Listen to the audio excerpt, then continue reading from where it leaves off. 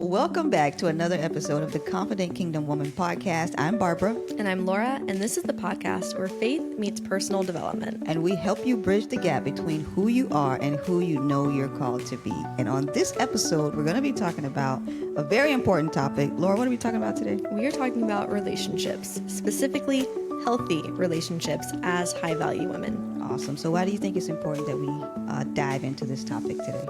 You know, I think there's a really big misconception that it's hard for women to have relationships. And if you look at, the world, if you look at the culture around us, it could seem that way. But I think it's because most women don't sit down and understand how important relationships are, not just in our lives and the things that we do, but it's actually been designed by God for us to have healthy relationships. Absolutely. The Bible talks about in the book of Genesis when he created Adam, one of the things he said at the very beginning was that it's not good for man to be alone. And so, you're absolutely right that relationships are a part of God's design. Exactly. And if we just pause there and say, okay, let me take away all of the misconceptions or the ideas about what I thought relationships were for, and focus on that piece right there, everything else can slowly start to fall into line. And I think that's where we're going to spend the majority of today's conversation is understanding, okay, God designed for me to have relationships. What does that look like? How do I actually have healthy relationships? And if I don't have them, what do I do now? You said something very important already, and we're just getting started. And, it made me think about how if we don't understand the value of something, then, we won't pursue it. And so I think, like you said, we have to really begin to understand that, I need relationships. For sure. And how many, women are out there and it's just like, oh, well, I've been burnt by relationships, or I find it hard to have relationships, or don't even get me started on like the reality TV shows that are out there. Oh, my goodness. That portray relationships in just such a negative light for women. And we're not even talking romantic relationships, just friendships. Yep. Like, can we just start there? Absolutely. Because if you can't master that, you can forget about anything else, oh right? Oh my gosh. It's so real. So real. Okay. So I think we've settled that relationships, number one, are important to God. That relationships are a part of who we've been created to be. And so let's spend just a few moments talking about what is the purpose for having a relationship? Like, what do relationships do for us? Is there really, intention behind it? Does it actually add to our lives? So what are your thoughts on that? First thing that comes to my mind is the scripture that talks about how iron sharpens iron. Like even with Adam had a really good life. But the problem was it was all centered around him, and so I believe that one of the purposes is for us to, there's certain things that you'll never learn about yourself without relationship. That's so true. Yeah. And so I think that's one of the things is just to make us better as a person, to develop us in our character and to develop us in selflessness and get the focus away from ourselves and our needs and onto the needs of others. Yeah, that's so good. And it reminds me how, if you think about it, Adam had a really good life. But even before creation, God was God. And he was so intentional about creating us for the purpose of having a relationship with him. And then it wasn't good for man to be alone. So guess what? He created all of them together. And now it's just like, how do we get back to that? Like, there's so much intention between getting better, building one another up. And it goes back to, remember in episode 2, we talked about, how do you know if you're a high value woman? And we talked about, in being a high value woman, you are an asset to other people. That goes back to relationship. It does. And what you bring to the table for the other people in your life. Right. Same thing in the scripture in Ecclesiastes, I think it's 4, starting at around verse 9, where it talks about 2 are better than 1. And I remember I spent a lot of time on that verse, and it just really helped me see that you can do a lot more with other people than you can do by yourself. For sure. And so how often do we just try to just take on everything by ourselves? Take on everything by ourselves. But no, that's not the way God designed it. The Bible says in that verse, I can't remember exactly which translation, but one of the translations says, 2 are better than 1 because they have a greater reward for their work. Oh, that's so good. It is so good. That really blessed me. So in addition to, helping us develop in our character, and, having iron sharpen iron, but you can accomplish more when you have people in your life to do that with. 100%. You made me think about just like business in general. Absolutely. If you go into business for yourself, it's so lonely. The output is so limited versus when you bring other people in. And that's not necessarily saying like, oh, they're your partners, right? But even just as employees, as friends, as advisors, you can go so much further when you don't live your life in a silo. Absolutely. I feel like so many women are stuck living in silo. And it's a detriment to ourselves. It is. Right? Especially when we just think about the, one of the things that, you know, I'm kind of seeing in my life right now is a lot of my friends are having children.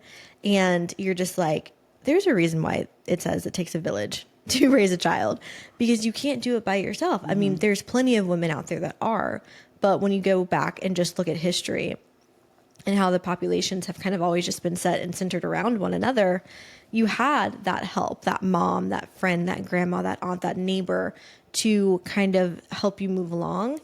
And without that, we feel the detriment. We feel the weight and the pressure of trying to do things by ourselves. You know, when you talked about it taking a village to raise a kid, what came to my mind was, you remember when Jesus was 12 years old? Yep. And he was in the temple? Yep. And his parents literally left the city without him. Why did they do that? Yeah. Because they were surrounded by other people who were with them. And so their assumption was that he's got to be with somebody. He has to be around here with someone. And so that just made me think about that when you said that, you know, how, you know, we live in a village. We do. We really do. Well, we should. We should. I know life is somewhat different nowadays, obviously, but we shouldn't live so alone that we don't have that friend, that neighbor, that confidant to kind of lean on. And I know we're going to talk about that next when we think about, why do you think we don't have healthy relationships? And the number one answer is because the enemy hates unity.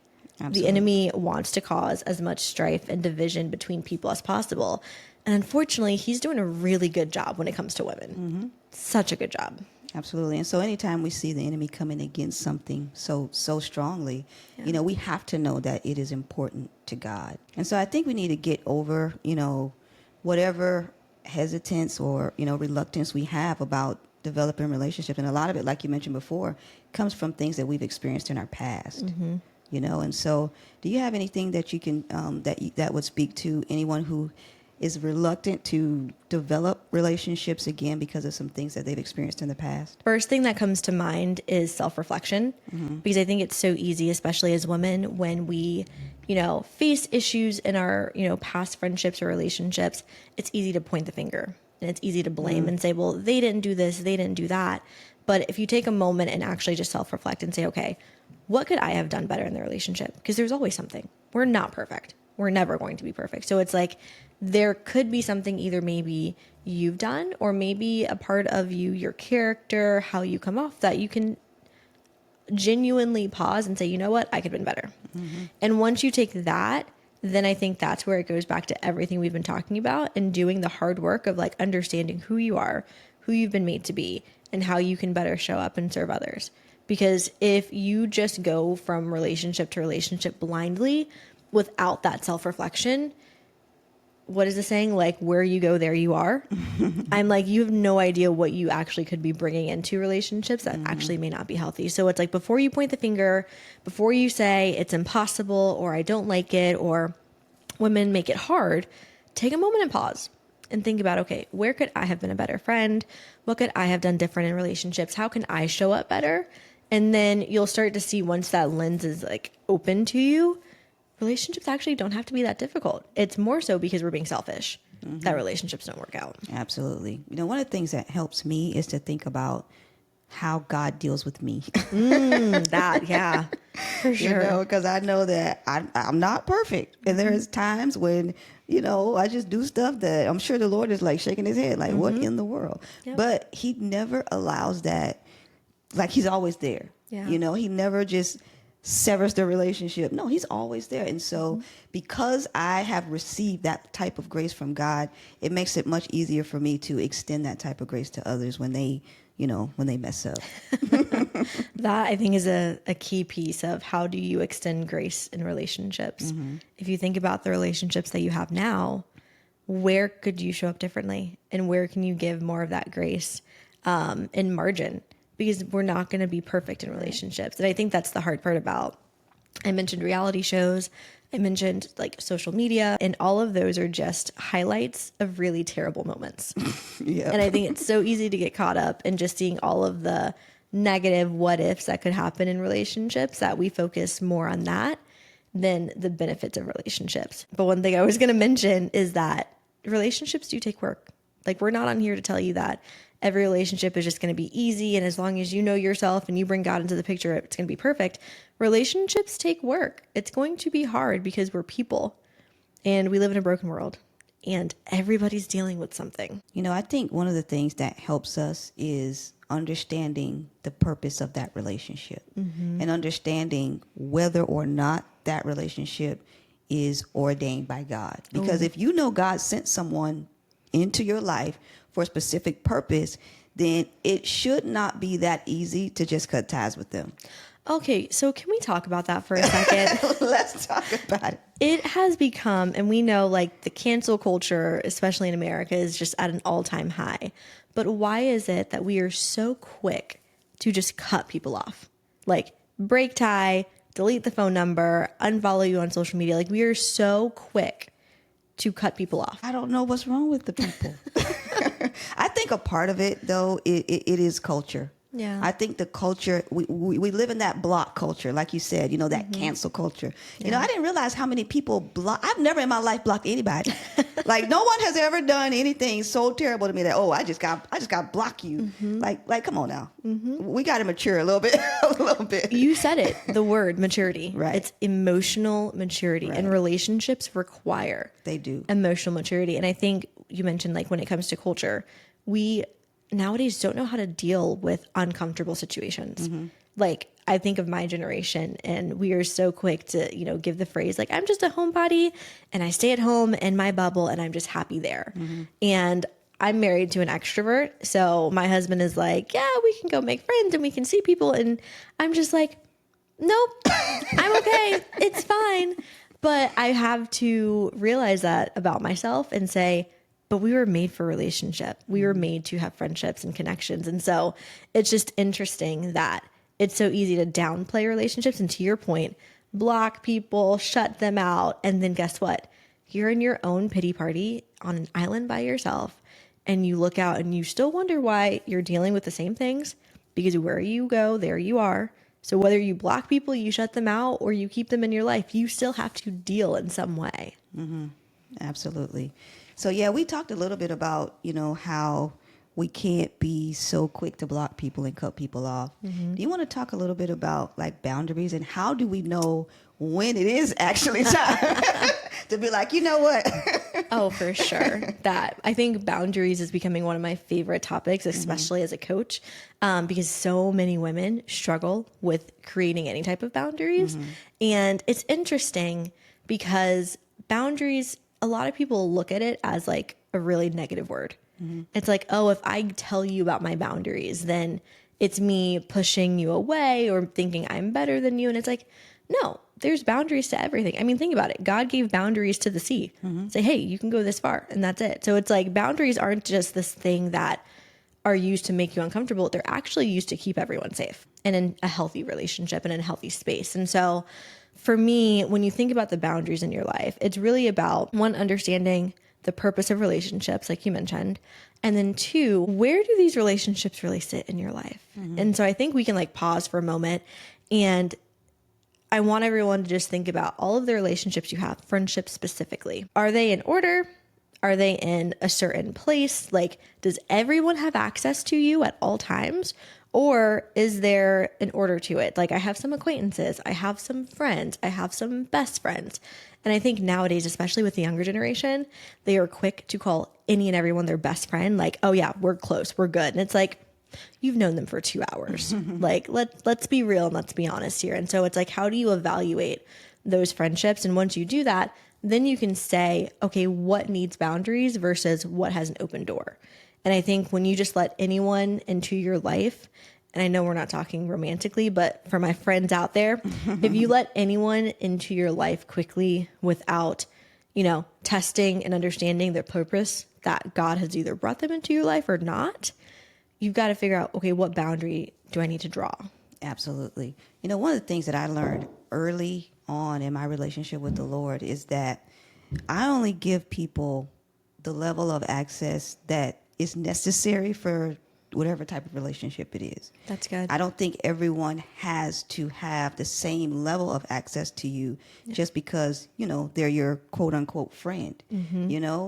Some friends are designed or meant to stay in the outer court.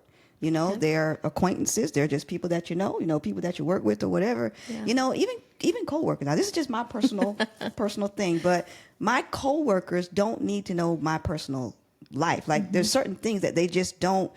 They don't need to know. They need to know what they need to know so we can get our job done. Yeah. You know what I mean? And so, everybody doesn't need to see every single side or every single aspect of who I am. They only need to see what is required for that relationship to fulfill the purpose that God intended for it.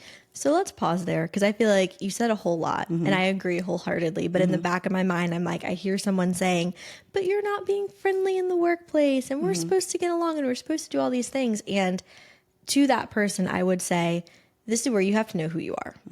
Because there are some people who are like, you know what? I can build those relationships in the workplace and I can keep them healthy. And I know where those boundaries lie. Like, hey, we're friends, but when we're at work, we're coworkers, right? Like, there is a separation between the relationship. There should be. Let's just say that there should be a separation. Right. But then there's other people who can kind of take it to the extreme and be like, nope, I am a hermit. That's all you get from me. You're not going to know anything else. And so I think you have to balance that, but it really does come back to knowing who you are. Right. So if you're someone who can handle that level of relationship in the workplace or any other area, then sure, you can share, but you got to be mindful. You do. You have to be appropriate. Like, there are some boundary lines that I think a lot of people cross nowadays in the workplace. And it's not that you're not being authentically you. It's not that you're not being cordial or friendly. It's just you have to understand what boundary you have in your life. So we've talked about the importance of relationships, the purpose of relationships. We've talked a little bit about boundaries. Can we spend a moment and talk about just overall standards? Because we hinted at not everybody should have access to you. But then when it comes to friendships, we know that there should be people who are building you up. There should be people who can speak into your life, but there should also be people that you're helping. Right. And I think sometimes I'm thinking of the quote that a lot of people say, like, if you're not the Beyonce in the group, it's like, okay, well, y'all, come on now. Like, if you are the Beyonce or if you're not the Beyonce, can we just have healthy relationships? Right. And know that everybody plays a certain part in your life? Absolutely. Yeah, I think definitely, like you mentioned, there are going to be some people who are walking with us. They're at some of the same places that we are, and we're kind of walking through this thing together. But there are other people who are a little bit farther along than we are. And so we're learning from them and they're pouring into us. But I think, we also have to have those people who we may be a little bit farther along than they are, and we have to be willing to pour into others as well. Yeah, I think there's such a bad stigma out there that it's like, if we're all not chasing the bag together or if we're not at the same level, then it's like, you can't roll with me. And it's just like, okay, but how are you serving other people? Like, what if God has brought that person into your life for you to help bring them up to the next level? Right. And it's important to understand that vantage point and not, take advantage of it. But it's the fact that not everybody's going to, like, in your circle, not everybody's going to be at the exact same level. And I feel like what I see a lot of times now is that's all people want. They want that comfortable, safe friendships where, hey, you and I, same level. It's kind of like you see it in the workplace of, hey, if I'm working and you're working and you get promoted, but I don't get promoted, now I look at you differently. And I'm like, okay, there's some truth to that. But if the friendship is genuinely a friendship, then outside of work, you should still be able to have a relationship. But that comes with emotional maturity. It does. It really does. So let's say that I know that I have not been doing well in this area. Okay. And I don't, I kind of have been living in a bubble, and I have kind of distanced myself or isolated myself to a degree, and I have not really, I'm hesitant to let people in. How can I go about starting to develop some healthy relationships? Yeah, that's a good question. I think I've definitely been there. I like to call myself an extroverted introvert. So I'm like, I can turn on and be friendly, but I really just want to go home and read my book. And so if you're that person that's like, hey, okay, I know I hear you. I need healthy relationships. How can I start? So what I would do is first you have to reframe your thinking when it comes to relationships and know that if you are looking to start new relationships, if you're looking to build friendships, understand that you're going to have to be vulnerable. And I think that's the key and the piece that keeps so many people from building healthy relationships is the fact that you're putting yourself out there and you are inviting people to see you. And we don't like to do that. We like to show the cookie cutter, everything's all together, I'm fine.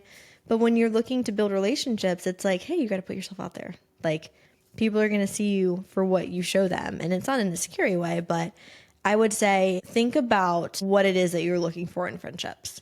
Because some friendships are just going to come naturally, and then others you're going to have to build. And I think it's easy to have the natural friendships. I think nowadays those aren't coming as quickly as people would like. So people are finding themselves having to go out of their way, whether that's to try different hobbies or to do new different things, or like to reach out to that person at work and kind of just put yourself out there because you saw a commonality. It's realizing you're going to have to be very intentional, especially in this day and time. You have to be very intentional if you want to build relationships. I'm thinking about the verse in Proverbs where it mentions like to have friends, you have to show yourself friendly. It's like friendly people are friendly. Friends who have friends are normally friendly people. And it's like, okay, you got to be that and know that it's a two-way street. So if you put yourself out there and someone responds, don't blow them off. Don't ghost them. Don't act like, oh no, they're being too much. Like, it's a two-way street. You've got to work at this thing. You said a word I was thinking before you said it, and that word is intentional. You know, and I think, first of all, it takes intentionality to maintain relationships. So much. Especially as we go through various seasons of life, you know. And like you mentioned, you may start off in the same place with someone, but then there's a transition that happens in either your life or in their life. And sometimes those transitions can cause us to draw apart. Yeah. But if we really value that friendship, we have to be very intentional about maintaining the friendship, even over different seasons of life. For sure. Yeah. And so the other thing was that not only do we have to be intentional for that, but we have to be intentional about, you know, building those new relationships. And I know for me personally, I mean, I'm surrounded by people. There's people everywhere that I could be friends with, but I haven't been intentional, you know? And so I just, hey, how are you? Okay, good, great, good, you know, and just kind of move on. But no, we have to really be intentional about building, developing, and maintaining those relationships. So question for you, because I think we are on a good vein here. What if you have someone who says, yeah, but I still don't see the purpose or value in building relationships nowadays, right? Because I think a lot of people now, we don't actually understand what true connection is because we have so much available and at our fingertips. It's like, well, if I wanted to talk to someone, I would just go online, or I could just watch someone's vlog and feel like I'm connected to them. Or get this, I was recently reading a video, girl. I was recently reading an article from the Harvard Business Review, and it talked about some of the most trending uses of ChatGPT, right, and artificial intelligence. And in the top 5, I'm not even joking, in the top 5 is therapy and like communication and companionship. Wow. And I'm like, we've literally gotten to that point where people would rather talk to a bot than talk to a human being. Wow. I think we have to want to be better people. You know, like we started off saying, one of the purposes for a relationship is for us to develop. And so we have to have that desire to develop. Like you have to have a desire to grow. If you like being stuck, you know, then okay, just be stuck. But you have to want more for yourself, you know, and I think just that desire alone will get one to a point where they say, okay, you know what? I need to put myself out there, because if I don't, then I'm not going to grow as a person. Yeah. Yeah, exactly. And how many people are stuck and they know that it's like the one thing keeping you from moving forward in a lot of areas of your life is just putting yourself out there. Absolutely. And it can be scary. It can be intimidating, but the reward will be great. For sure. For sure. Okay. So we've talked about a whole lot. We've talked did. about the purpose of relationships. We've talked about the intentionality of relationships. We've talked about how to have healthy relationships that includes having boundaries. And let's just kind of wrap it all up and really just talk about why are relationships important to your life and kind of like what God expects from us in that. Because I think, you could have someone who says, well, I really don't need healthy relationships. Like I'm good with just me, Jesus, and my one best friend. And I think we both would agree and we would tell that person, that's great. And we're happy that you're happy. But there are people that are needed for your own growth and development. And then there's people who need you for their own growth and development. So we can't have this siloed version of life where we're going to pick and choose who gets access and who doesn't because we want to be close to the best and safe. Like there's people out here who need you.